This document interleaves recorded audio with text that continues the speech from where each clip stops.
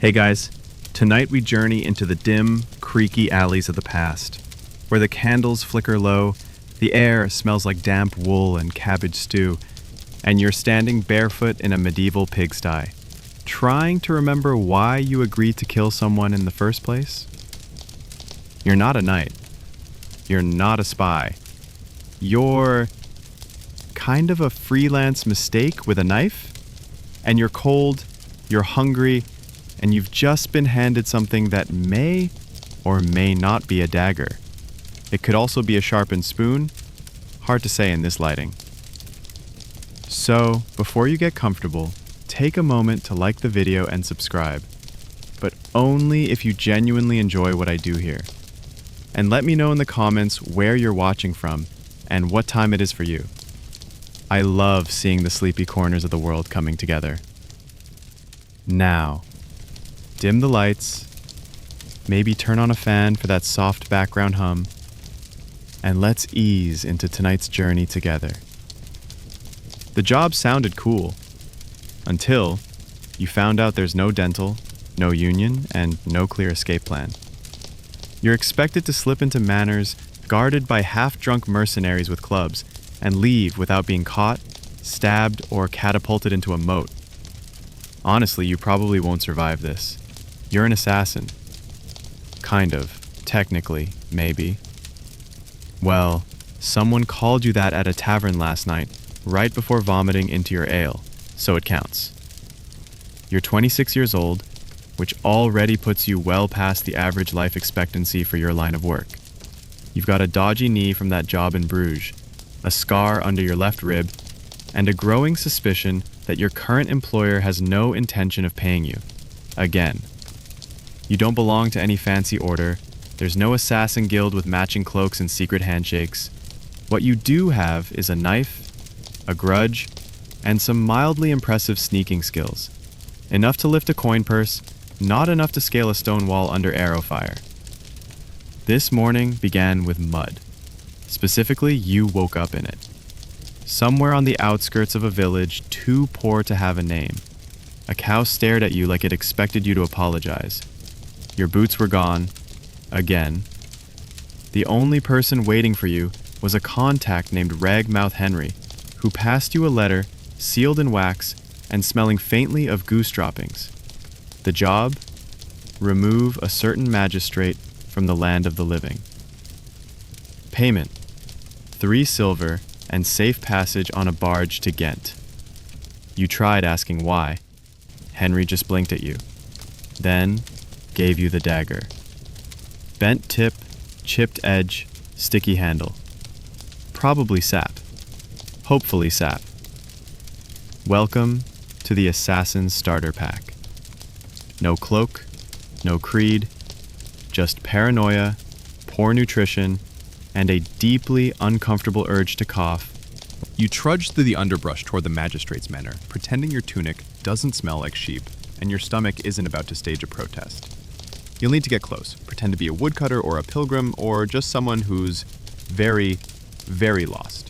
Historians still argue whether assassins in the medieval period were organized agents of powerful patrons or just disposable tools hired to solve problems quietly. You lean toward the second. Mostly because no one ever gave you a mission scroll or a dramatic speech, just vague directions and a weapon last cleaned during a lunar eclipse. Your target is a man named de Rochemont, known for taxing peasants into the grave and then charging their families to bury them. You're not losing sleep over this one. Well, except for the part where his estate is guarded by mercs who probably know how to use swords that don't look like they were found in a creek. The plan is simple. Get in, get close, get gone. But that's where reality hits. Nothing in your starter kit prepares you for dogs, locked doors, or social etiquette. You once tried to poison a cup of mead and accidentally knocked it over, only to be caught cleaning the spill by the victim's niece. She offered you a towel, you panicked, and jumped out a window. Fun fact, one fringe method used by actual historical assassins involved hiding inside barrels delivered to kitchens. Yes, like actual wine barrels. You tried that once. The kitchen dog found you. You still flinch at the sound of corks popping. Back on the trail, you spot the manor's perimeter wall. It's mossy, low enough to climb, and unfortunately, topped with very non-decorative glass shards. Your best bet is the back entrance, near the stable. As you sneak closer, you hear voices. 2 guards talking about cheese, loudly, and off-key singing. They're drunk. Perfect. You slip through a gap in the hedge, step on a rake, and barely suppress a scream as it thwacks your shin. Graceful. You reach the kitchen door. Unlocked. It creaks like it's been waiting all year to rat you out. Inside, the manor is warm, filled with the scent of baking bread and roasted meat. Your stomach makes a noise that might register as betrayal in several languages. You hide behind a tapestry and wait. The magistrate enters 15 minutes later, muttering about accounts and holding a roast leg of something. You recognize your moment. You move forward and sneeze. He turns. You freeze. He blinks. You blink. "Do I know you?" he asks. You say the first thing that comes to mind.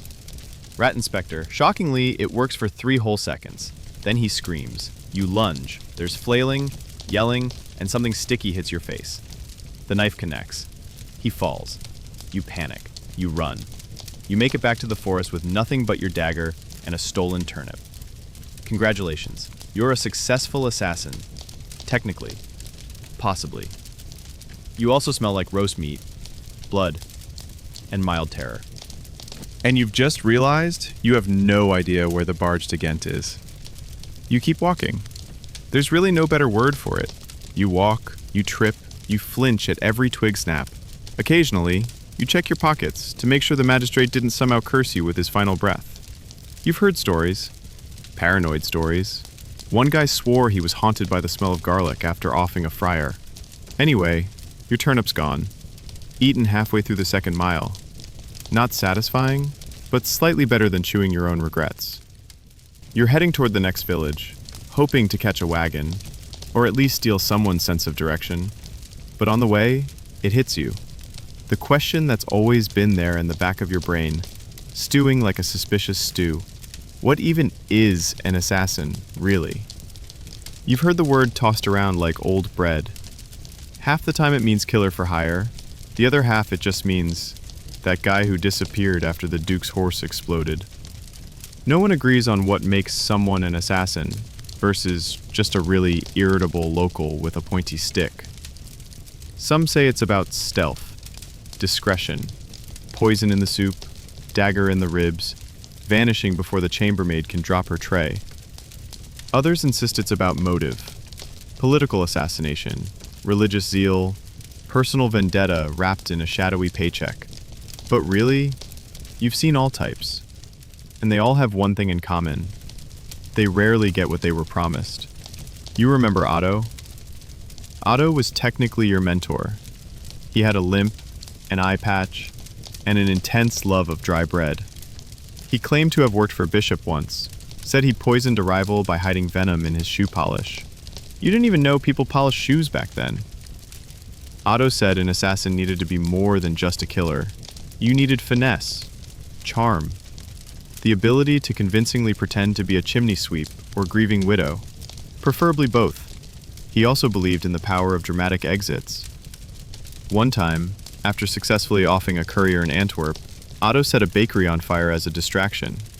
It worked, but he also burned off his eyebrows. Small price to pay, apparently. The word assassin, historians think, may have come from the Hashashin, a secretive group operating in the Middle East during the Crusades. They were known for surgically precise killings, mountain fortresses, and a terrifying ability to blend into crowds. Some say they used hashish to psych themselves up. Others argue that's just Orientalist gossip, invented by their enemies. Historians still argue whether the Hashashin were ruthless killers, misunderstood rebels, or simply a convenient legend for frightened nobles to blame when their enemies mysteriously dropped dead in their sleep. Either way, you are not one of them. You once pretended to be a candlemaker's apprentice for 3 weeks, just to get access to a minor baron. He turned out to be allergic to beeswax, and never left his panic room. You got paid in goats. 1 goat. And it bit you. Sometimes you meet others like you. You don't talk shop, too risky. But there's a look, a quiet nod, a shared glance at the one exit no one else notices. Some carry blades, some carry poisons. One guy only used sharpened playing cards. You didn't ask questions. There's no glamour in this line of work, no legends, No ballads, no kindly tavern bards singing about the silent shadow of Tournai. If you're lucky, people forget you. If you're really lucky, they don't recognize you. You pass a peddler on the road. He offers you a roasted squirrel on a stick. You trade your last button for it. Squirrel's fine. Crunchy. Tastes vaguely of moss and regret. You finally arrive at the village.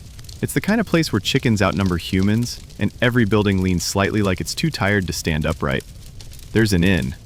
You're not staying there.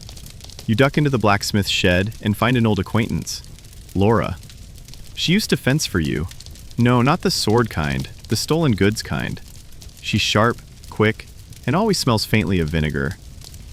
Another job gone sideways? She asks, without even looking up from her work. You shrug. She sighs. You assassins are all the same. Show up half dead, ask for bandages, disappear with a candlestick. You grin. Only did that once. She points at a bench. Sit. Tell me how many people are mad at you this week. You recap. She listens. Mostly. When you get to the part about pretending to be a rat inspector, she actually stops hammering. You said what? Seemed like a good idea at the time. She laughs. You're the worst assassin I've ever met. Yet somehow, you say, flexing your swollen ankle, still alive. You spend the night in her shed.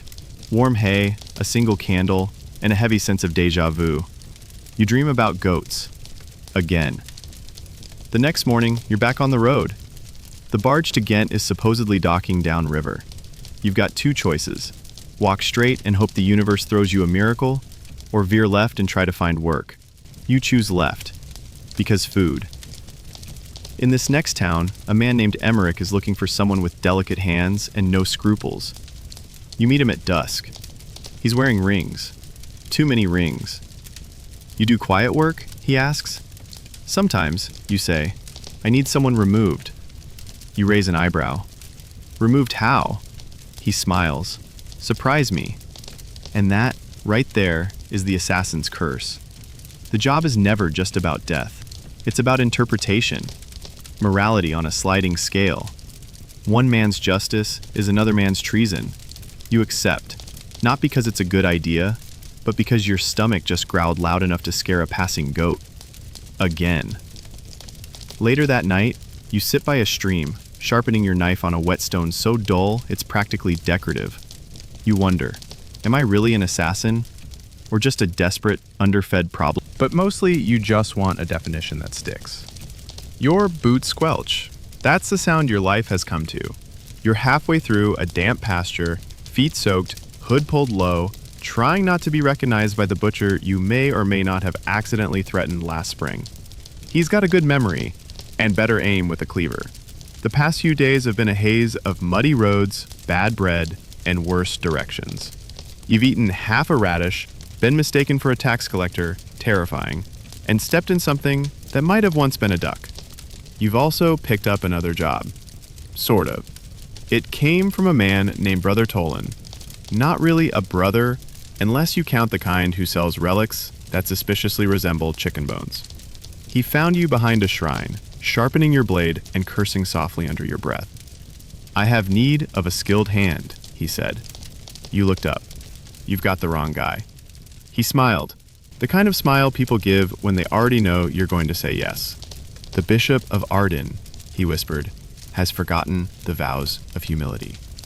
Ah, that kind of job.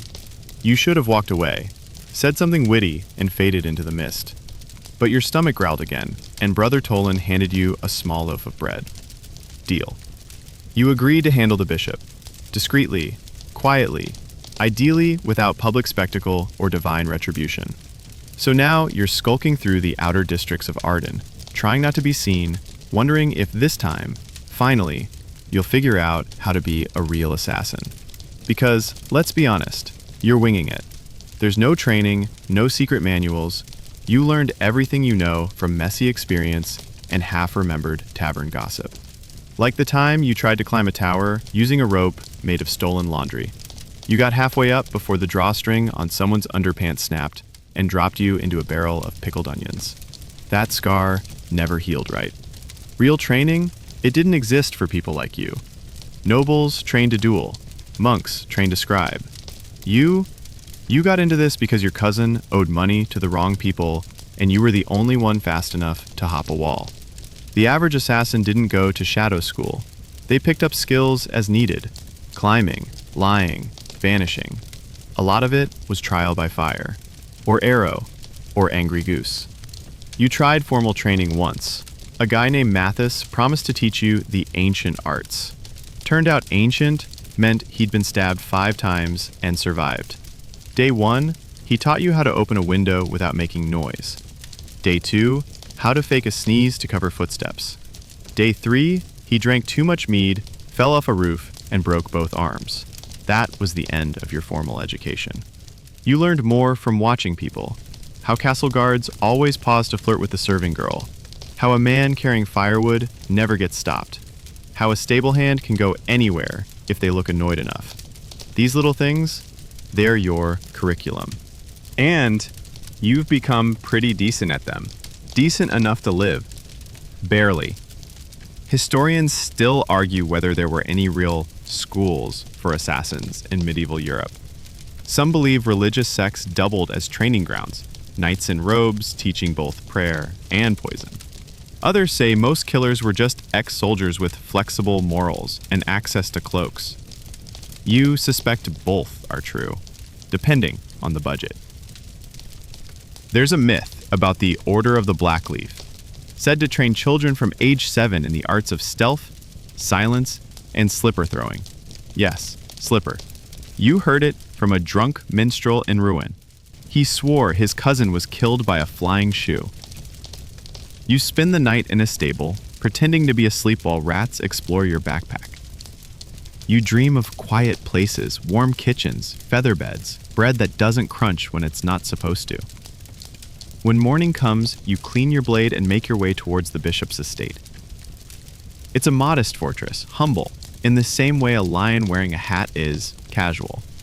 You circle it twice, noting guards, exits, and one very promising drainage tunnel. It's always the tunnels. Your plan? Sneak in during Vespers, disguise yourself as a monk, and get close while the bishop's distracted by incense and pride. It should work. It's also the same plan you used in Relberg, which failed. You ended up giving a sermon about forgiveness while hiding behind a pillar. No one noticed. Apparently, you were very moving. You wait until dusk. The city settles into its lull, market stalls closing, candles flickering on, children being shooed indoors. You slip into a servant's cloak and walk like you belong. Confidence is the best disguise. The tunnel is narrower than expected. Wet stones, slimy moss, and something that feels suspiciously like regret under your boots. You hold your breath, squeeze through, and emerge behind the chapel. Inside, chanting fills the air. Deep, slow.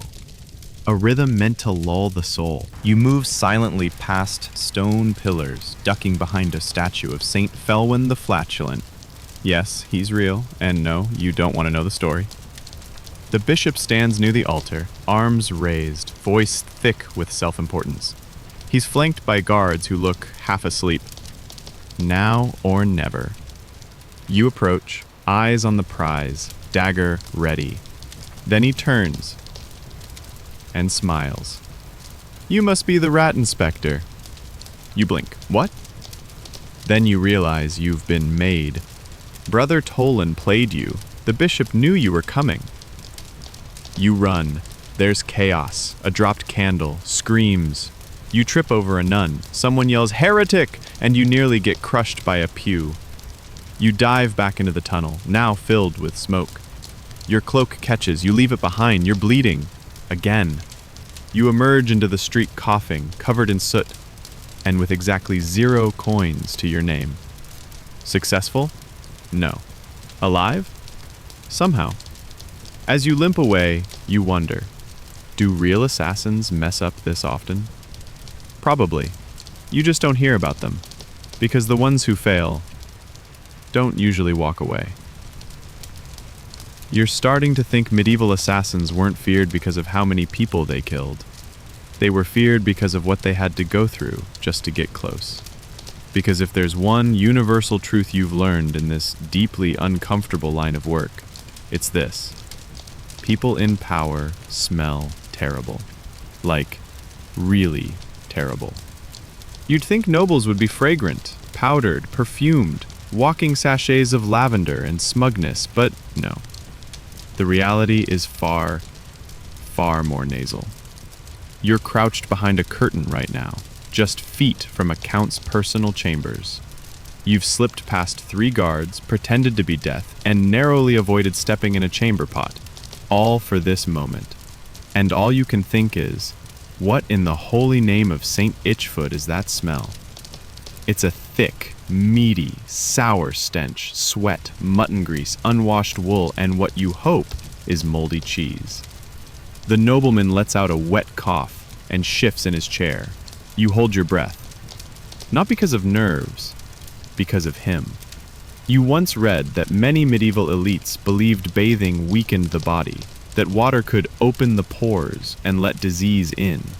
So they avoided it, enthusiastically. Instead, they layered on scented oils and changed their undergarments, rarely, thinking that was enough. Spoiler, it wasn't. There's an open debate among historians whether this aversion to hygiene was as widespread as we're led to believe. Some argue the wealthy did bathe, just not often. Others say it depended entirely on local customs and climate. But whatever the consensus, one thing's certain: you have never met a clean target. Your jobs take you close. Too close. You once spent 8 hours hiding in a straw mattress, only to crawl out with fleas in places you didn't even know had skin. Another time, you disguised yourself as a barber and had to shave a merchant's beard before you stabbed him. He wept through the whole thing, not from fear, just from the itch. Tonight's target is Count Aloy of Dunthrop. He's a collector of fine relics, which means he hoards finger bones in jars and thinks anything vaguely gold-colored belongs to a saint. He's also been accused of ordering the quiet disappearances of 3 political rivals, which, ironically, makes you feel better about your presence here. You adjust your grip on the dagger. Count Aloy stretches, burps, and lets out a contented sigh that smells like rotten goose. You resist the urge to gag audibly. He gets up, waddles toward the window, and begins muttering about the stars. That's your moment. You step forward, silent, fluid, and your foot lands in a pile of discarded eel bones. Crunch. He turns. Your brain scrambles. "Rat Inspector," you blurt, again. He squints. "You're here about the walls?" You nod. "Sure, why not?" He walks past you, pointing to some cracks in the stone. "Terrible problem. I hear the rats whisper Latin." You nod again. Classic behavior. You stab him. Clean, quiet, right under the ribs. He sighs, collapses onto a pile of musty robes, and dies smelling like fermented onions. You leave through the back window, grateful for fresh air and doubly grateful he didn't scream. This is the rare kill that goes to plan, if your plan involved lying about rats and mentally blacking out halfway through. Still, the stink sticks with you. It always does. You once asked a fellow freelancer, quiet girl named Isabette, how she dealt with the smells. She handed you a pouch of dried herbs and said, "Keep it under your nose and don't breathe through your mouth. That's worse." You tried it, ended up sneezing mid-assassination. Still got the job done. Barely. There's a saying among your kind: the blade kills, the nose suffers. You've considered inventing nose plugs or just learning to disassociate. That seems easier. But it's not just body odor. Oh no, medieval targets come with accessories: lice, fleas, damp garments that cling to the skin like grief, and the occasional unsettling rash. You remember the Bishop of Grunwald. His bath was a myth. His chamber pot overflowed onto a bearskin rug. He had a gouty foot the size of a melon and breath so acidic it once made a cat faint. You didn't kill him. He died of natural causes mid-confession. You were hiding behind a curtain, waiting for your chance, when he just stopped. You waited an hour to be sure. And somehow, this is your job. This is what you do. You don't just sneak, you endure. Historians like to focus on the strategies, the geopolitics, the motivations behind assassinations. But they rarely talk about the fact that to kill someone, you often have to sit 3 feet from them, inhaling their fermented foot stench and pretending not to cry. There's no glamour here, no elegance, just you, a blade, and an uncomfortably vivid understanding of what medieval hygiene was really like. You reach the riverbank by dawn. Wash your hands, wash your face. Consider washing your soul, but decide that might take more than water. You look at your reflection. You're thinner than you used to be, paler, eyes always tired, but you're alive, somehow. And for now, that's enough. Even if you do smell like boiled sock. It's well past midnight. The moon's up, full and judgmental, hanging above you like it knows exactly how badly this is about to go. You're ankle deep in mud, again. Your job tonight was simple in theory. Infiltrate a minor noble's country estate and quietly dispatch him before sunrise. But whoever wrote that plan has clearly never tried to sprint through a swamp in medieval footwear. Because here's the thing. Assassins do most of their work at night, which sounds cool, mysterious, stealthy, until you factor in zero street lighting, half-frozen puddles, and shoes that feel like they were cobbled together by someone who hates feet. Your boots, if they can even be called that, are currently soaking wet, half detached at the heel, and filled with things that squish. They squeak with every step, not in a cute way, in a you're definitely going to die way. You've tried fixing them, sewed them up with stolen twine, stuffed them with hay, even traded an old dagger for a mismatched pair of sandals once. That lasted until you had to run across cobblestones and nearly broke every toe you owned. There's a reason historical assassins weren't known for their footwear. You read somewhere that medieval peasants had about 2 pairs of shoes in their entire lives. You believe it. At this rate, you're going to be buried in yours, unless they disintegrate first. You reach the estate's outer wall, breath steaming in the cold air. It's one of those tall, smug walls, too high to climb without a rope, too new to have crumbled in helpful spots. You try the gate. Locked. Obviously. You sigh. Check your pack. Rope? Nope. Grappling hook? Please. What do you think this is? A fairy tale? No. Your best bet is the drainage ditch. Again. Why is it always the drainage ditch? You slide in, instantly regret it.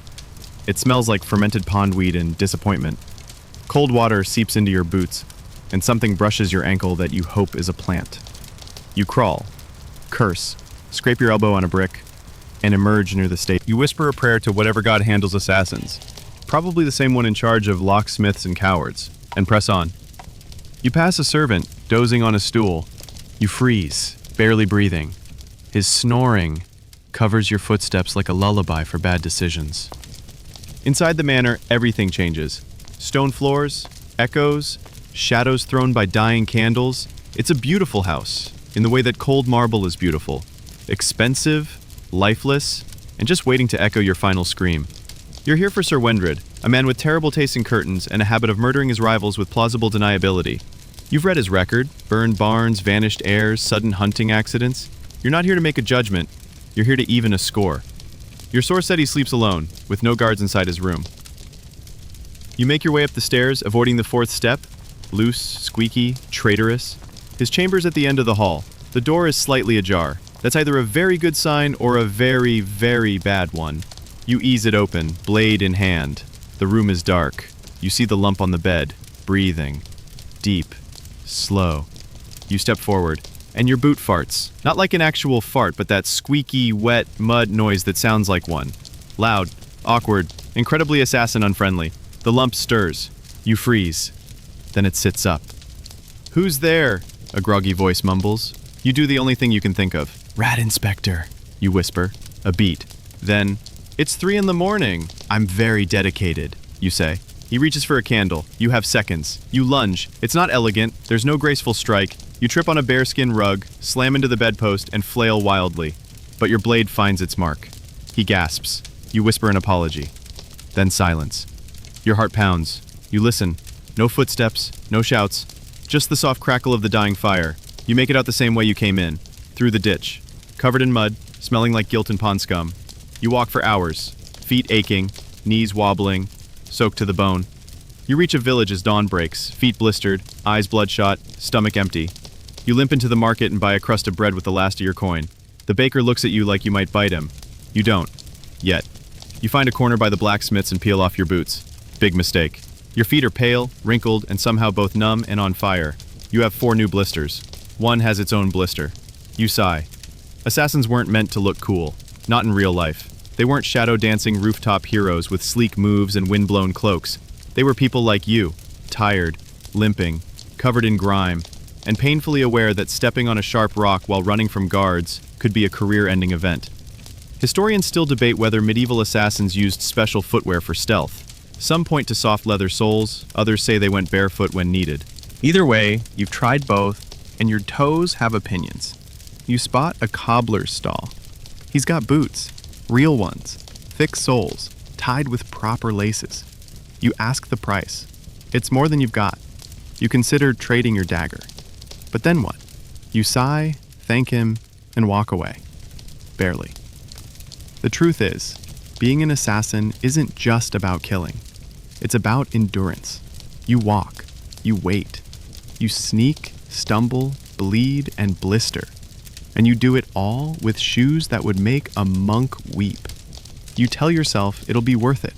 One day, you'll retire, buy a pair of boots that actually fit, and never, ever step in a ditch again. The dagger is curved, not in a stylish, exotic way, more in the someone dropped it and stepped on it way. You've just pulled it out of a pile of rusted iron scraps behind a tanner's shed. It was part of your payment. The tanner said it had character. You suspect it also has tetanus, but you'll use it anyway. Because this is medieval assassination, and your weapons are rarely up to the job. You test its edge on your thumb. Dull. You try sharpening it with a rock. Better, but still likely to bounce off anyone wearing more than 1 layer of clothing. So you sigh, wrap it in cloth, and tuck it into your belt. It joins your growing collection of unreliable tools of death. Let's be honest, your gear sucks. You've used knives that snapped mid-thrust, crossbows that misfired so dramatically they became folktales, poisons that only work on people under 5 stone, and once accidentally gave a baron the hiccups instead of cardiac arrest. You once used a garrote made from sheep intestines. It worked, but you don't recommend it. The smell alone could traumatize a grown man. Still, you get creative. You've hollowed out candlesticks to hide blades, sharpened soup spoons into stiletto points, and disguised poison vials in perfume bottles. That one was effective, until the lady you were impersonating drank it by mistake. You gave her husband a refund. Historians often debate how sophisticated medieval assassins' weapons actually were. Some claim elite killers used exotic Eastern steel, complex venoms, even early gunpowder devices. Others insist most just had good aim and bad luck. You fall somewhere in the middle. Once, you used a custom dagger from a Spanish fence. Beautiful craftsmanship, carved hilt, sharp as betrayal. You dropped it in a latrine 10 minutes into the mission. Never found it again. There's a man you sometimes meet in the alleyways of Bruges. He calls himself the Artisan. Real name, Dave. He builds hidden blades and poisoned hairpins, and once sold you a flute that could fire. You've tried hemlock, belladonna, aconite, and something a traveling merchant swore was desert cobra spit. That one just made a bishop hallucinate for 3 hours. He gave a sermon about flying fish and offered you a job. You once used a powder that was supposed to induce immediate unconsciousness. Turns out it only caused hiccups and mild sweating. Your target thought he was coming down with something and went home early. You missed your chance. You did, however, steal his shoes. Small victories. You've heard tales of advanced gadgets, rings that deliver poison via a handshake, shoes with retractable blades, belt buckles that shoot darts. You've seen exactly none of those. Your reality? Rusty daggers, borrowed short bows, and a kitchen knife you found stuck in a fence post during a village argument over turnip taxes. And don't get started on your armor. Wait, you don't have armor. You have layers. Layers of linen, leather, and misplaced hope. Armor is loud, heavy, and screams, "Stab me last." You're supposed to be invisible, unseen, a breeze in the dark. But that doesn't help when someone spots you and swings an axe. That's when you realize you've got exactly one advantage. People still underestimate you. You look tired, dirty, poor. You limp sometimes. You cough a lot. No one expects you to be dangerous. So when the moment comes, you're already close enough to whisper goodnight. Tonight you've been hired to eliminate a captain of the watch. Arrogant, brutal, deeply corrupt. Also very well protected. But you've been told he likes wine. A specific wine. Imported, rare, red as blood. You spend 3 days tracking a bottle, then bribe the tavern boy to deliver it. Your poison of choice? Monkshood, mixed with honey to disguise the taste. You wait outside, disguised as a tired baker. He drinks it. You hear the bottle shatter, then a crash. You never go in. You just walk away. Sometimes the weapon isn't the knife. It's the plan. But most times, it is the knife, and it's chipped, bent, or dull. You've learned to adapt. You carry 2 blades now, one short, one hidden. You've lined your sleeves with narrow pockets. Your boots hide throwing pins, though you've never hit anything important with them. And you've gotten very good at improvising, like the time you used a tray of roasted chestnuts as a distraction, or a candle snuffer as a bludgeon, or a book of psalms with a sharpened spine. You once faked a seizure to get close to a city clerk, bit his arm for realism, didn't even need your weapon. It's not always elegant, it's rarely efficient, but it works, sometimes. You're not proud of all your kills. Some were but until then, you'll keep using what you've got, because intent kills more often than steel, and because every time you pull a blade that shouldn't work, and it does, you feel like maybe, just maybe, you're getting the hang of this.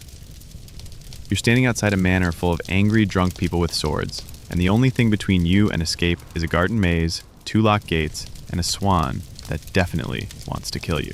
So yeah, getting in was the easy part. Getting out?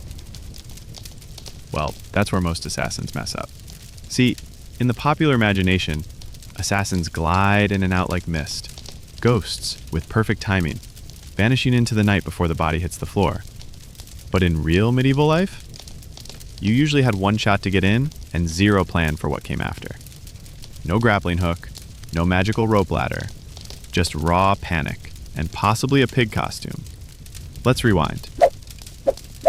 2 hours ago, you entered the banquet posing as a wine boy. You even had a tray. You smiled. You bowed. You offered a cup to the wrong person, then the right person, Sir Halric, the target. Vile temper, worse breath, known for extorting land from nuns and making archers shoot fish for sport. You slipped something into his drink. Nothing deadly, just a bit of monkshood mixed with sour ale. You were planning to finish the job later, quietly, when his stomach started sounding like a boiling stew. But Halric's reaction was not what you expected. He slammed the mug, demanded the tastiest servant be brought to his quarters immediately, and, yep, you. Now you're in his private chamber. His guards are outside the door, and he's unfastening his belt. You panic, not because of what he wants, but because your plan was not built to handle this. You go for the dagger, but it's stuck in your boot. You lunge anyway, aiming low. The blade slices poorly. He bellows. You bolt, and now we're back in the garden. You sprint. They're shouting behind you. One guard trips, another yells treason, which is technically not even the right crime. You vault a hedge. Bad idea. Thorn bush. Your pants catch. You curse. Somewhere nearby the swan hisses again. You hiss back. It doesn't help. You reach the outer wall.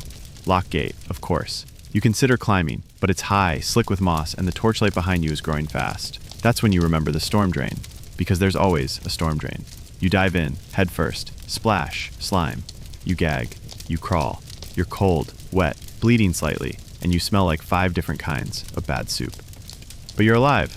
You emerge in a ditch. The town is 2 miles west. You start walking. And this is the part no one writes about, the getting out part. The hours after the adrenaline wears off and you realize you haven't eaten since sunrise, that you've lost your coin pouch, that your blade is dull and your pants are torn, and you may have pulled something important in your shoulder. Historians still argue whether assassins planned full exit strategies or just relied on chaos and luck.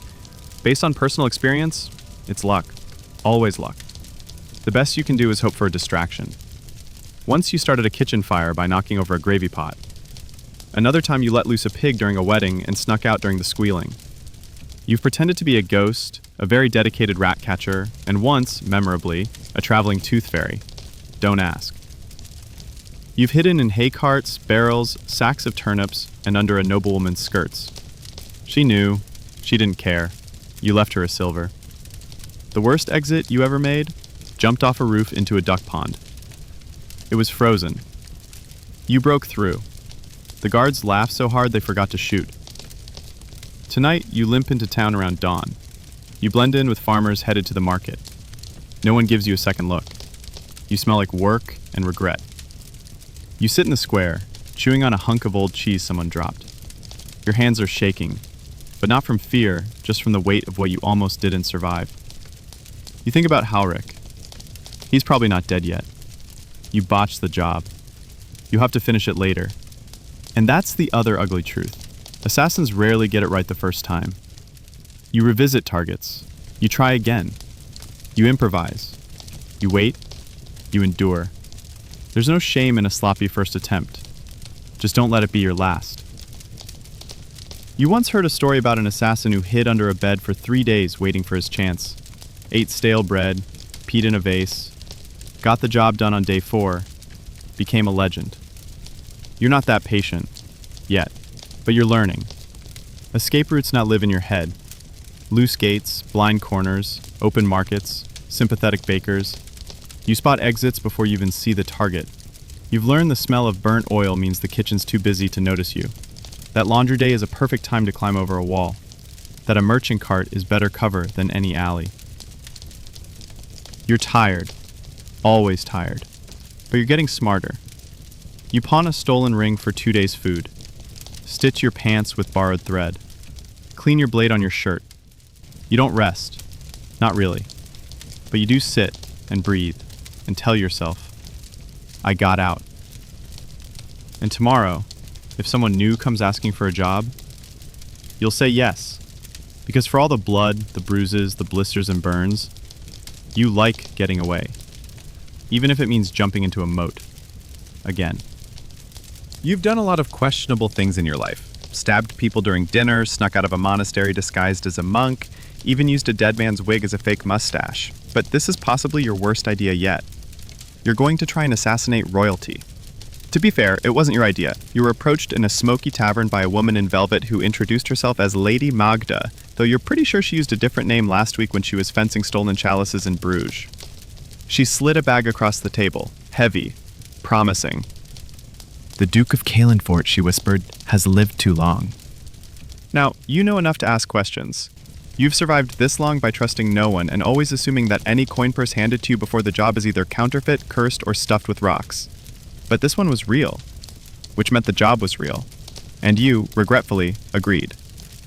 That's how you find yourself tonight creeping along the outer courtyard of Castle Calenfort, dressed as a royal pigeon handler. Yes, that's a real thing. Apparently, pigeons are considered messages with wings, and someone has to feed them, train them, and gently scold them when they poop on heraldic tapestries. You try not to think about how bad this idea is. Because killing a noble is one thing. Killing royalty? That's a whole different tier of suicidal. There's no such thing as a quick escape here. The guards are alert, the walls are high, and there's a literal bell tower specifically built to signal trouble. You've cased the place for 3 days, learned the servant routes, memorized guard rotations, found the one spot where the kitchens dump their old bones and peelings, a narrow chute that leads almost directly into the basement pantry. That's your exit plan. Yes, really. You're planning to crawl through a mountain of rotting onions if things go badly. And things usually do. You're not the first to try this. Rumors swirl around the castle about a would-be killer who tried to shoot a poison dart through the keyhole of the royal latrine. Missed. Hit a bishop. The bishop died. The assassin disappeared, probably still hiding in a chimney somewhere. Historians still argue whether any of these high-profile assassinations were real or just paranoia spun by monarchs looking to tighten their grip. But you know the truth. Sometimes people get close, just rarely close enough. Your target is Duke Roland of Calenfort. Not quite king, not quite useless. Somewhere in that irritatingly influential middle. Wealthy, politically powerful, and from what you've observed, extremely paranoid.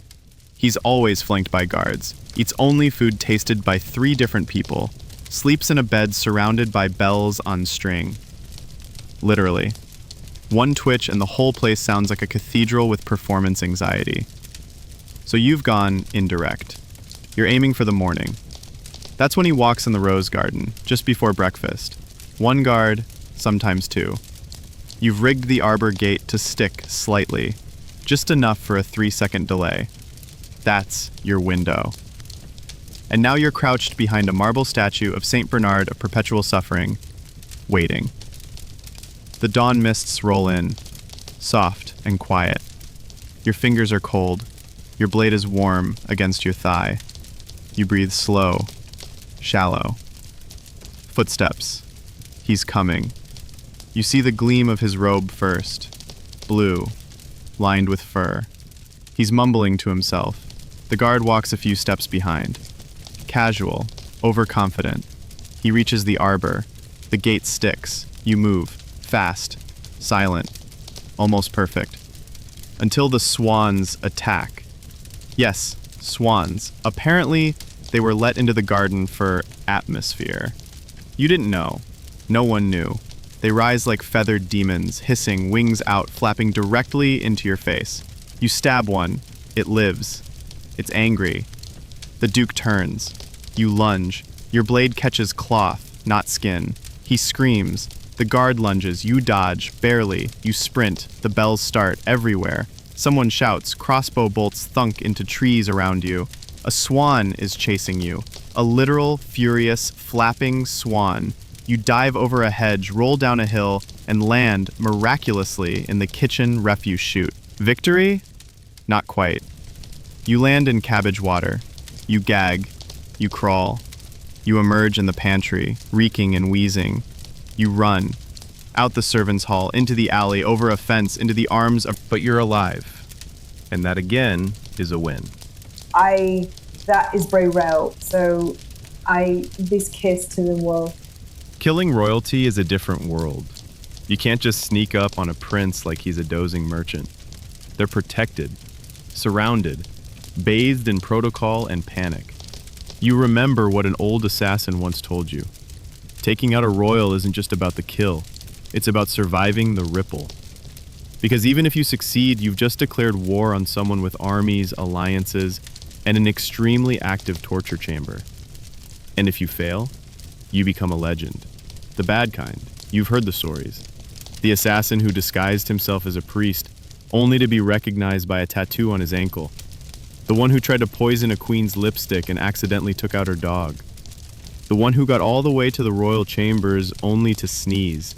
That one got drawn and quartered in 4 different time zones. So yeah, you'll take your brush with royalty as a near miss.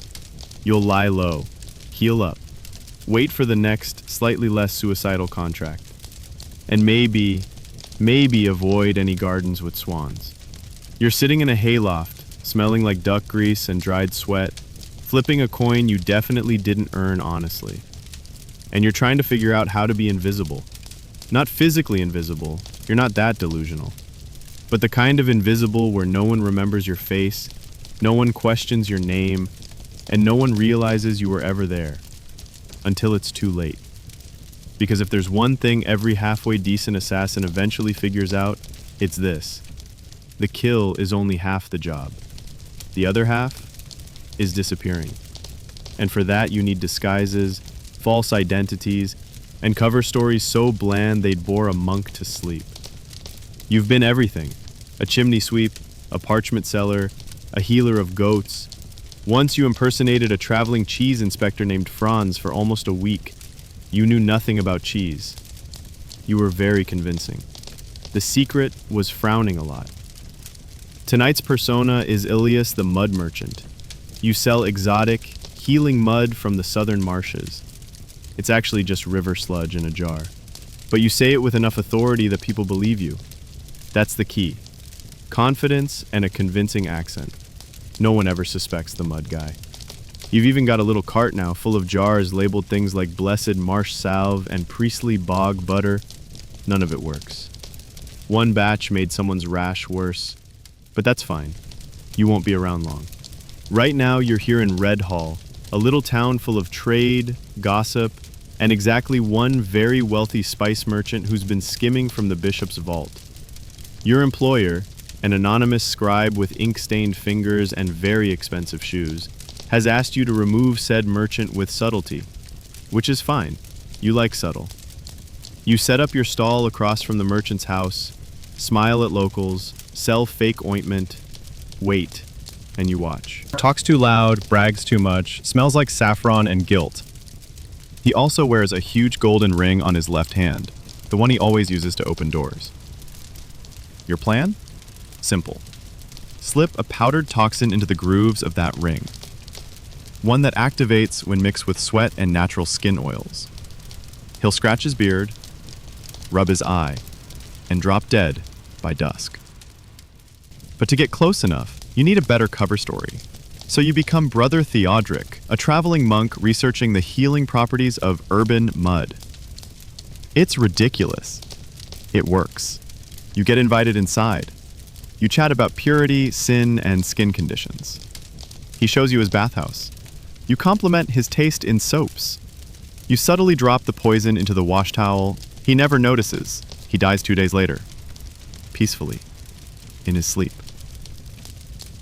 You pack up your stall that night. No one remembers your face. Except one child who calls out, "Hey, Mudman!" You wave, disappear. Historians still argue whether medieval assassins used elaborate disguises. Some records speak of nobles mysteriously dropping dead days after visiting shrines or eating at feasts. Some even suggest assassins posed as pilgrims, doctors, or entertainers. You've done all three. Once, you joined a puppet troupe for 6 days to get close to a corrupt reeve. Killed him after the show with a poisoned marionette string. No one questioned it. The show had rave reviews, but it's not always perfect. You once forgot your alias mid-conversation, told someone your name was Bidian. 10 minutes later you said Elias. They noticed. You coughed, mumbled something about an identity crisis, and faked a limp for the rest of the day. Another time, you got stuck playing a nun for 3 straight weeks. Longest mission of your life. You still twitch when someone lights incense. There's a skill to this kind of invisibility. You need to know how to blend. You dress plainly. You keep your face forgettable. You speak like a man who doesn't want to be spoken to. You carry nothing valuable, unless a jar of moss counts. But even the best cover stories have cracks. Like the time you tried passing as a weaver, only to be asked to repair a cloak on the spot. You sewed it, badly. They were not impressed. You stabbed that man later, still felt embarrassed. And you've made peace with the fact that sometimes, the only real disguise is confidence. You once posed as a noble's long-lost cousin, convinced an entire dinner party, and danced the galliard with his daughter. Killed him on the balcony during dessert. Later that night, someone said they thought you looked a bit off. You said, "New haircut." That was enough. In this job, lies are armor. The better the lie, the longer you live. And sometimes, when it's dark, and you're alone, and your hands won't stop shaking, you wonder if you even have a real name anymore. But then, Because that's what a good assassin does. You don't just kill. You vanish. The man who hired you is dead now. Which normally would be the kind of thing you'd celebrate, except he died before you finished the job he gave you. Now you've got half the payment, no escape plan, in a town full of whispers, starting to wonder why the same traveling candle maker has been hanging around the market square for 4 days and hasn't sold a single candle. Worse, the dead man in question, Sir Aldrich, your now former employer, was supposed to give you critical information. A name, a location, a code phrase, something that would help you not die during this next mission. Instead, he choked on a grape mid-sentence. And you're beginning to suspect someone else may have wanted him dead before he could talk. Which leads to an uncomfortable question that all assassins eventually have to ask themselves. Who's actually playing whom? Because if there's one thing more dangerous than a noble with a grudge, it's a double cross from someone who knows exactly what you do for a living and how few people would care if you disappeared. You start retracing your steps, rethinking every word Sir Aldrich said, the way he avoided eye contact, the oddly new ring on his hand, the sealed letter he refused to open until after the deed. All classic signs of a man with secrets, secrets that die with him. You don't know who your real target is now, which is not ideal. What you do know is that there are now 2 unfamiliar men watching you from across the street. They pretend to argue over fish. They haven't bought any fish. You walk away casually, duck through an alley, turn twice, climb a crate, vault a fence, hide behind a laundry line, and think. Because this is not a job anymore. It's a trap. Someone wanted Aldrich dead. Maybe you, maybe someone else. But it's you who's being hunted now. And you have to figure out who's behind it before they do what you were supposed to do first. This is the other half of assassination no one talks about. Survival inside betrayal. You're not just a killer. You're a pawn, and sometimes a threat to your employer, especially if you know too much. You remember Lucien. Thin guy, nervous laugh, used to take contracts from 3 different nobles at once, until one day, all 3 realized they'd hired him for the same job. He was found in a well, smiling. That's what made it weird. You start digging, you find Aldrich's chamber. Bribe a housemaid, snoop while pretending to bless the furniture. That cover works once, maybe twice. You find a half-burnt letter in the hearth. Can't read much, but one name stands out. Thorn. A name you've heard before. Someone you once worked with on a job that ended with a broken arm and a very angry duchess. Thorn is clever, charming, and absolutely not to be. Let them believe they've scared you off. But you circle back. Hide in a hay cart. Listen. Wait. And that's when you hear it. 2 voices in the dark, whispering by the river. "She took the bait," one says. "Didn't expect her to survive Aldrich. She always was slippery." You smile, a little. You'd be flattered if they weren't clearly planning to kill you. This is what the job becomes, eventually. Not clean hits and tidy escapes, but layers of lies, of half-truths, of contracts within contracts. You get hired by one man to kill another, only to find the second man hired someone else to kill the first, and now they both want you dead just to make the whole thing go away.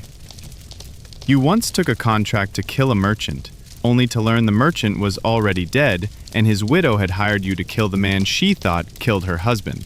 You ended up delivering a cake and walking away with 3 goats and a moral headache.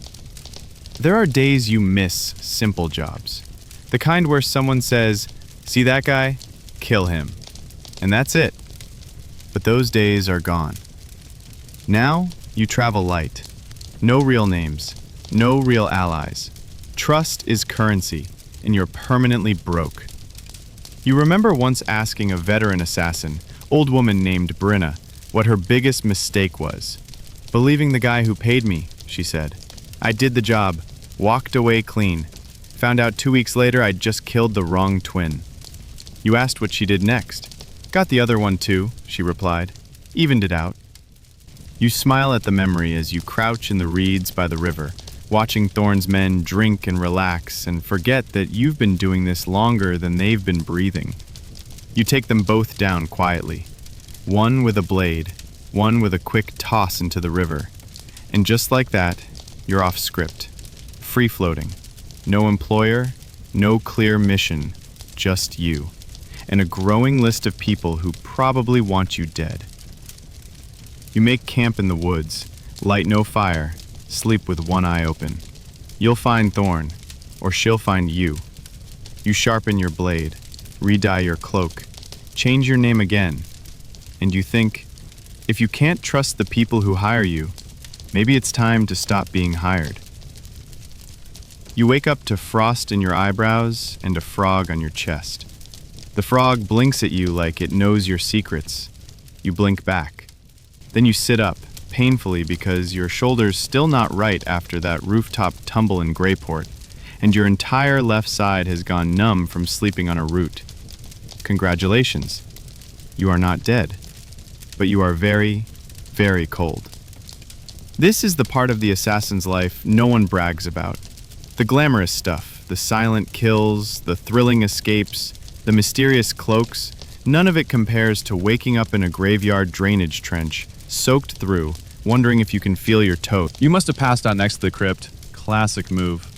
There's something about graveyards you found. They're quiet, overlooked, and usually smell just bad enough that no one wants to linger. Perfect for lying low, assuming you don't mind the whole concentrative ghost thing. And the weather. The unholy, bone-gnawing medieval weather. You pull your cloak tighter. It's thin, patched in 4 places, and about as waterproof as a sponge. You once traded a proper wool coat for a poison ring that broke. Still mad about it. Your boots, still wet. Your fingers, blue. Your knife, cold enough to stick to your palm if you're not careful. Winter is the enemy of every assassin, because it slows you down, leaves tracks, makes doors swell shut, turns rivers to traps, and turns you into a walking icicle with a vendetta. And you've got nowhere to go right now. No job, no contact, no backup plan, just a vague desire to not die in a pile of frozen leaves. So you do what you always do. You start walking, limping, technically. There's a village a few miles east, and you're banking on someone there needing a problem solved quietly. Maybe a jealous miller, maybe a merchant with a rival. You don't care. You just want a fire and some food. By the time you arrive, the sun is up, but barely warming anything. Your joints ache like an old door hinge. You try smiling at a guard. He frowns like you owe him a cow. The innkeeper doesn't want your kind. He knows the look. Mud-streaked, underfed, alert like a kicked dog. You're trouble wrapped in fabric. So you find the stables, empty, dry, mostly. You sleep beside a goat named Friska. She snores. It's not just the cold that gets you in this line of work. It's the loneliness, the waiting, the endless hours where nothing happens and no one sees you. You're alone in forests, alone in crypts, alone in crowded taverns where no one says your real name. Historians don't write about this. They like the drama, the chase, the final blade, but they forget that most of an assassin's time is spent doing absolutely nothing. Watching, listening, hiding, freezing. There's a guy I used to know, Tomas. Said he once hid in a privy for 2 days waiting for a duke to take his evening routine. Killed him with a tile shard. Spent a week in bed afterwards because his legs had forgotten how to function. You once waited under a wagon for 19 hours. Ate 3 raisins and a button.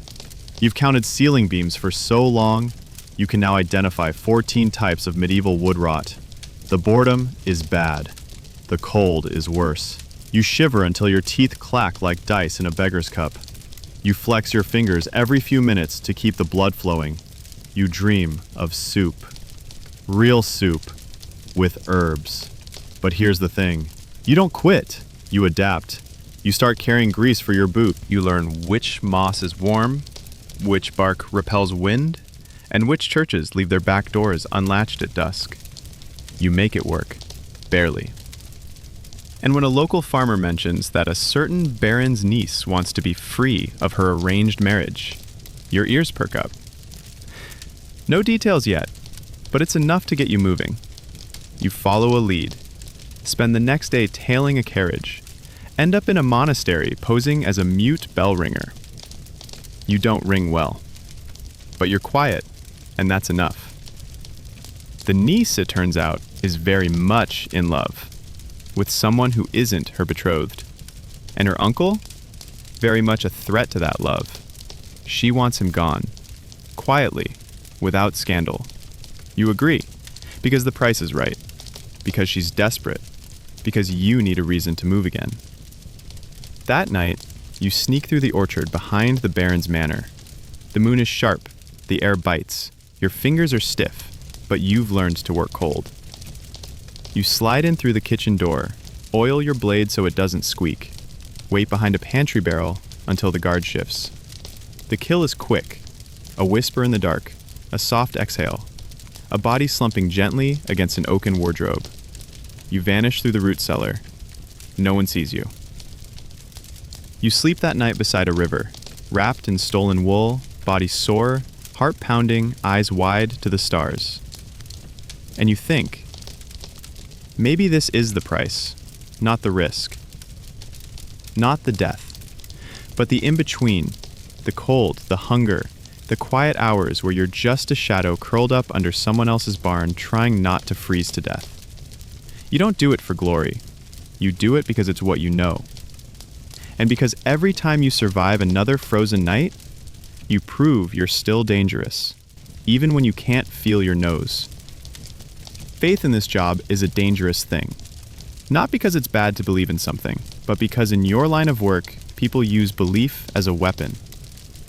And tonight, as you crouch behind a crumbling shrine in a monastery that smells faintly of beeswax and damp limestone, you realize something. You have no idea which side you're actually on.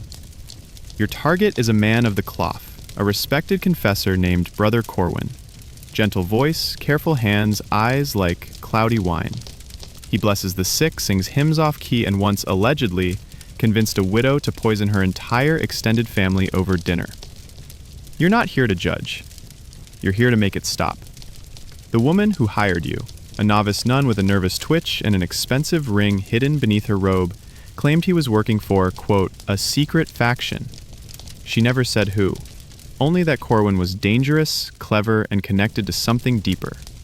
So now you're in his abbey, pretending to be a silent pilgrim, eating boiled turnips and mumbling prayers under your breath. He notices you. Of course, the religious ones always do this, trying to pick at your guilt like it's a scab that'll reveal your soul underneath. They never expect you to smile back and say, "Redemption's a long walk, and I only brought one shoe." He laughs. And for a moment, you almost forget why you're here. Because that's the trap with faith. It makes monsters look human. It puts a halo on the same man who, just last week, may have orchestrated the poisoning of a rival abbot in Glevmore. Historians still debate how involved the church was in political assassinations. Some insist they were above it, pure, untouched. Others say secret monastic orders were the original intelligence agencies, hiding assassins behind cassocks and candlelit prayers. You've seen both. You once worked with a monk named Tabin, carried his blade in a hollowed-out crucifix, said each kill was an act of purification. He cried after every job. Then he'd recite a psalm and eat a boiled egg. Routine is important. But not every holy killer is conflicted. Some believe, truly believe, that what they do is divinely ordained. that God whispers, remove him, that death is a cleansing, that the blade is a kind of sermon. And you? You believe in surviving, in coin, in silence. Still, as you trail Brother Corwin through the cloisters, footsteps soft against the stone, you can't shake the feeling that he knows. He walks too slowly, lingers in corners, speaks in riddles. At one point he says, "I've always admired those who act in shadows. It's a difficult calling." You don't respond. That night, he invites you to confession. You consider it, you laugh, you decline. He doesn't press. But the look in his eyes is the kind that makes you check your boots for tracking powder. You start digging. Quietly. A few copper coins slipped to the kitchen boy reveal that Corwin receives odd letters, sealed in black wax. They don't come through normal channels. A falconer delivers them, with no falcon. You catch one of the letters, unseal it. It's in cipher. You can't read it, but you recognize the pattern. It's used by a network in the north you tangled with once. Smugglers of relics. Sellers of secrets. Corwin's not just a monk. He's a messenger. Which makes him dangerous in a new way. Not just a threat by action, but a node in a larger web. You sharpen your blade. Ready. But then you meet someone. A girl, maybe 16, thin, pale, confused. She tells you her mother died because of a decision Corwin made. Not a violent one, just a letter he didn't send. A pardon he held back. You ask her if... "I wondered when you'd come," he says, still facing away. You say nothing. "I've made mistakes," he says. Still nothing. "Some men do evil and think it's good. Others do good and never see the harm." You step forward. And you stop. Not because you're weak, but because suddenly you're not sure which man he is. You leave quiet, clean, no trace. In the morning, he's gone. Left a note. Gone to the southern shore to reflect. You never see him again. The novice pays you anyway. "You didn't kill him," she says, confused. "No," you reply.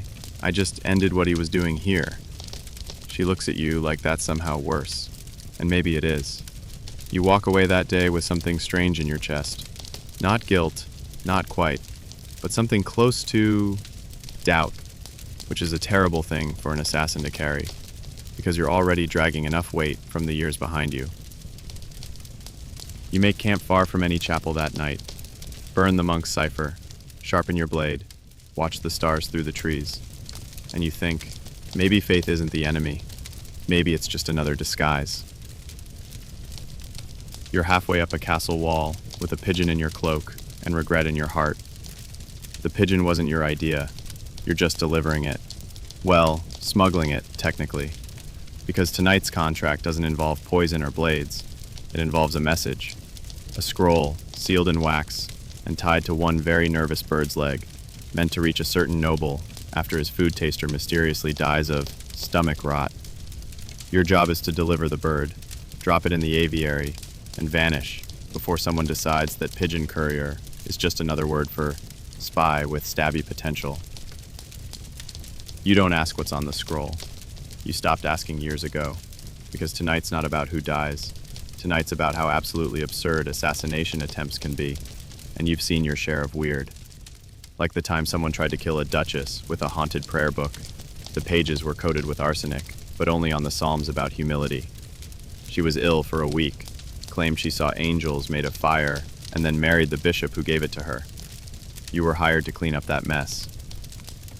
You're still not sure what part of it was real, or the time a monk stuffed a falafel with ground glass and called it divine retribution. He missed. The dog ate it.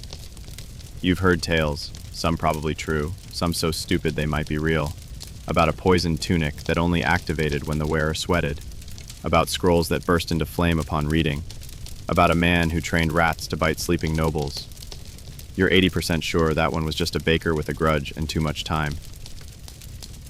Historians still argue whether these wild attempts ever worked, or if they were exaggerated by frightened nobles desperate to make their lives sound more thrilling. But you know this. Desperation breeds creativity.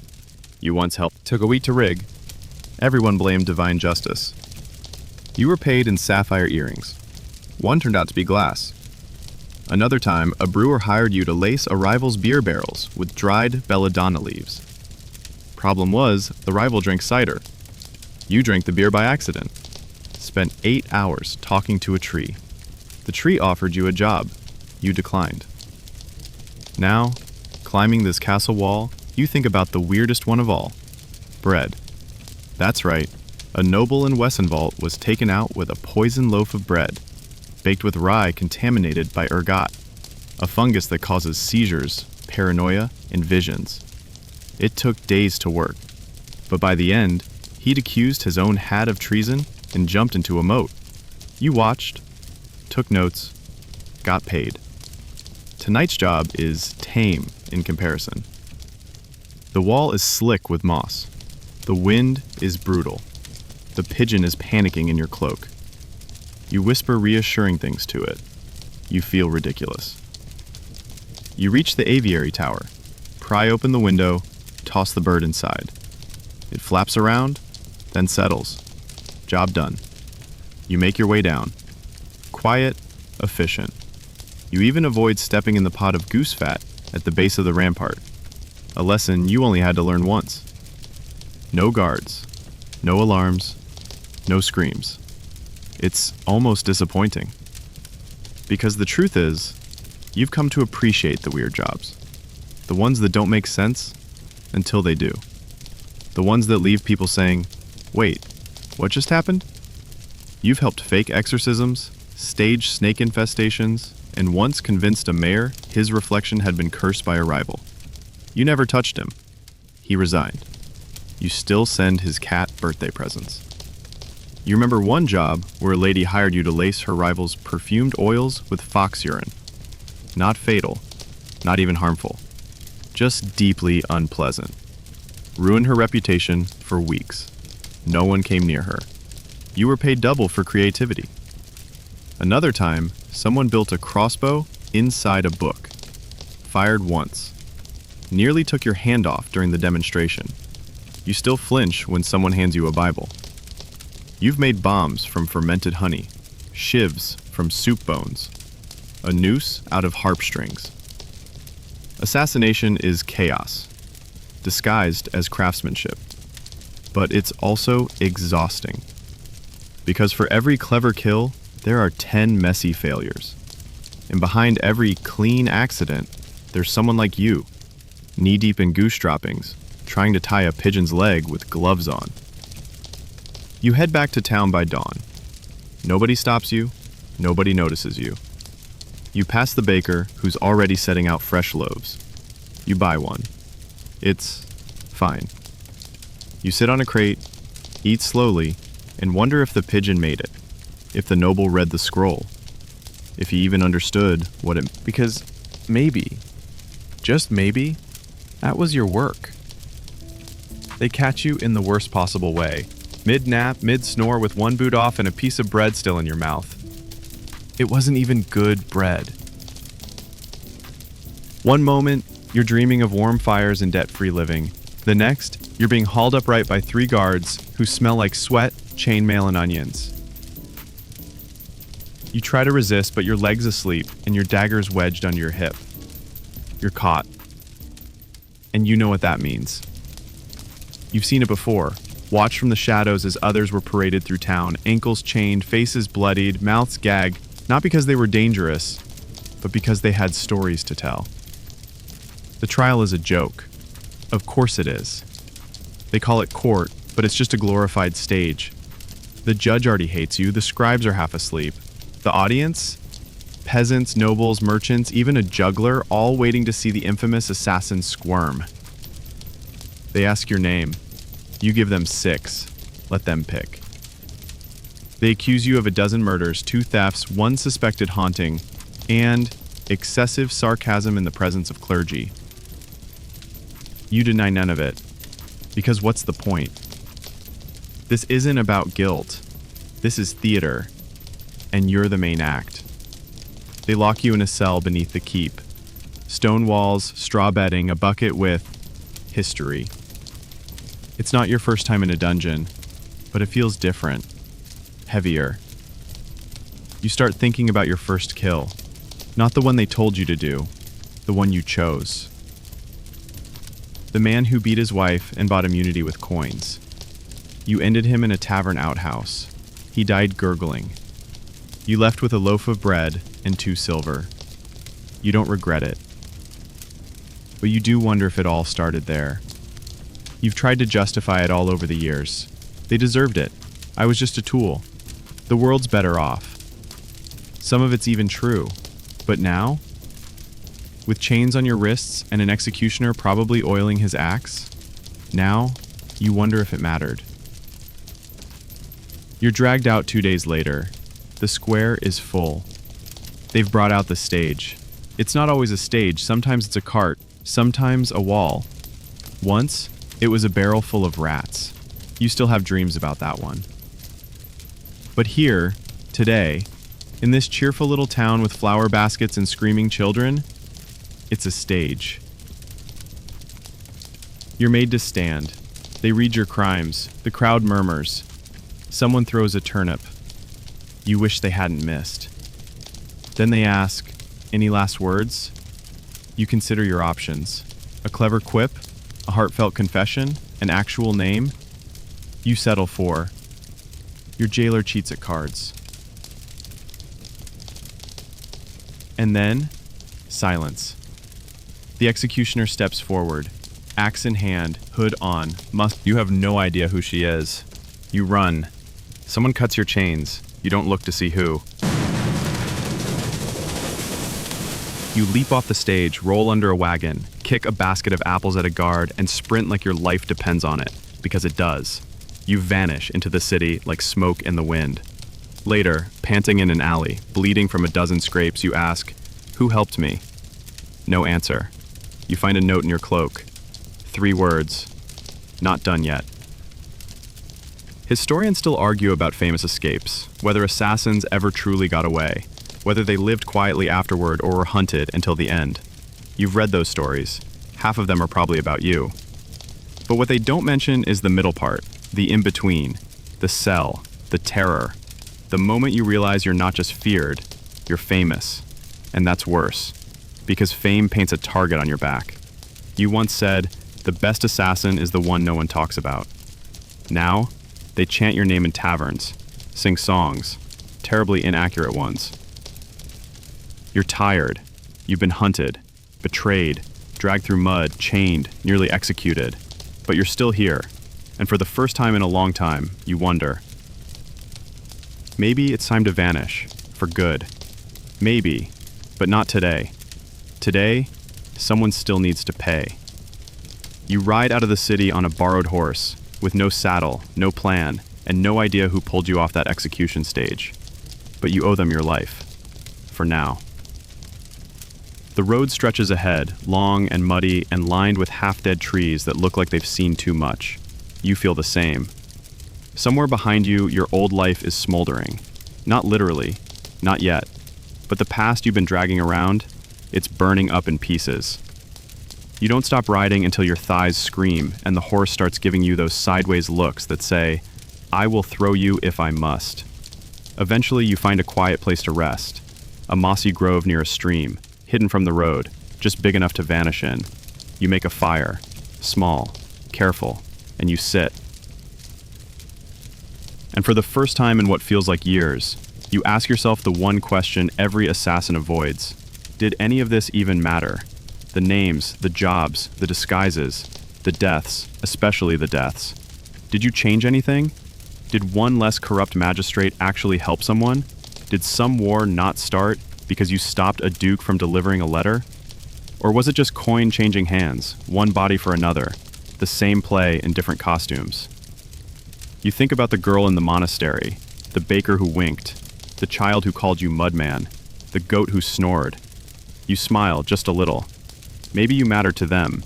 Maybe not in the history books, but in those little weird moments where someone's life veered slightly because of your shadow. Historians still argue whether individual assassins influenced the course of kingdoms. Some say they were pawns, minor players in a larger game. You only know that when you kill someone, the world stutters. People look over their shoulders, maps get redrawn, bread prices go up or down. And you keep walking. That's always been your curse. You move through the story without being in it. Always the footnote, never the chapter. And yet, you're still breathing. You clean your blade with an old cloth, not because there's blood, just habit. The fire crackles. Somewhere nearby, an owl hoots. You listen. And you make a decision. Not a dramatic one. No throwing your weapons in the river. No vow of redemption. Just this. You're done taking random jobs. From now on, if you're gonna kill someone, it's gonna be for a reason. Your reason. You toss your old alias in the fire, literally. You had it written on parchment for some dumb reason. It burns fast. You rest for the night. You dream of a life where you sell actual mud. Or maybe soup. Or maybe just sit in a chair and let someone else be the terrifying story whispered over tavern tables. You wake with sore legs and a new name in mind. Doesn't matter what it is. No one knows your face anymore. You're a ghost again. You pass a crossroads by noon. There's a signpost. One way points toward the sea, the other toward the mountains. You flip a coin. Heads, sea. Tails, mountains. It lands on its edge, in the dirt. You laugh. Of course it does. You pick a direction anyway, and you walk. The path stretches on, softer now. The sun has dipped below the hills, casting long golden shadows that blend with twilight's hush. Your footsteps are quieter than before, not because you're hiding, but because the world itself has softened. The wind moves gently through the trees like an old friend's whisper. A bird trills once, and then silence settles in like a blanket. You keep walking, your breath even, your pulse finally slow. The air is cooler now, touched with the earthy scent of pine and the faint sweetness of distant fires. Somewhere, someone is cooking. Someone is safe. And for once, you are too. Your shoulders relax, your thoughts drift. The ache in your feet fades into the rhythm of the road. No more guards, no more locked doors. No more wondering if tonight is the night you don't come back. Just the road. And the promise that for now, you're no one. No names, no jobs, no sharp blades in the dark. Just breath and warmth and sleep on the edge of the world. You find a patch of grass beside an old oak. You lie down, arms folded behind your head, watching the stars emerge one by one. And as the last thread of tension unwinds from your chest, you finally allow yourself this thought. Maybe this is enough. Close your eyes. Let go. Sleep well.